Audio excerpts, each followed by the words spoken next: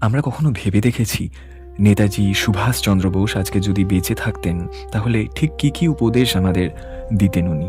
তিনি সর্বপ্রথম বলতেন, দেশ আগে, দল, ধর্ম, ভাষা, বর্ণ এগুলো পরে। আজকের সবচেয়ে বড় সমস্যা হচ্ছে বিভাজন। নেতাজি বিশ্বাস করতেন ভারতীয় পরিচয়টাই সবার আগে। হিন্দু, মুসলিম, বাঙালি, অবাঙালি, ধনী, গরিব এসব বিভাজন দুর্বলতা। তিনি বলতেন, তোমরা আগে শক্ত ভারতীয় হও, তারপর গর্বিত বাঙালি। নেতাজি আজ দেখলে বলতেন, বাঙালির মেধা আছে, ইতিহাস আছে, কিন্তু আত্মবিশ্বাস কিয়দাংশে কমে গেছে। তার কথা হতো, শুধু অতীতের গৌরবে ভাসলে চলবে না, বর্তমানেও নেতৃত্ব দাও। শিক্ষা, গবেষণা, প্রযুক্তি, প্রশাসন, সেনা সব জায়গায় বাঙালিদের আরও দৃশ্যমান হতে বলতেন তিনি। তিনি বলতেন, শুধু সমালোচনা নয়, শুধু আবেগ নয়, কাজ চাই। কাজের মাধ্যমে দেশ গঠন, শুধু অভিযোগ নয়।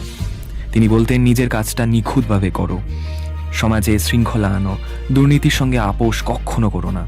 আজ নেতাজি বলতেন, বিদেশি পণ্যের অন্ধ অনুসরণ নয়, দেশীয় শিল্প, বিজ্ঞান ও প্রযুক্তিতে জোর দাও।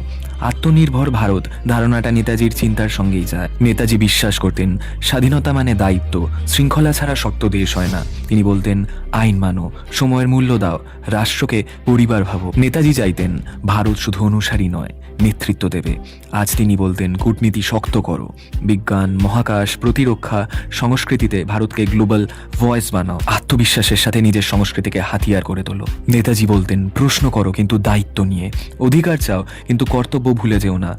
সোশ্যাল মিডিয়ায় দেশপ্রেম নয়, বরং বাস্তবে দেশ গঠন করতে শেখো। শিক্ষিত হও, শুধু ডিগ্রিতে নয়, চিন্তার মাধ্যমে। দুর্বলকে সাহায্য করো, শক্তকে চ্যালেঞ্জ করো।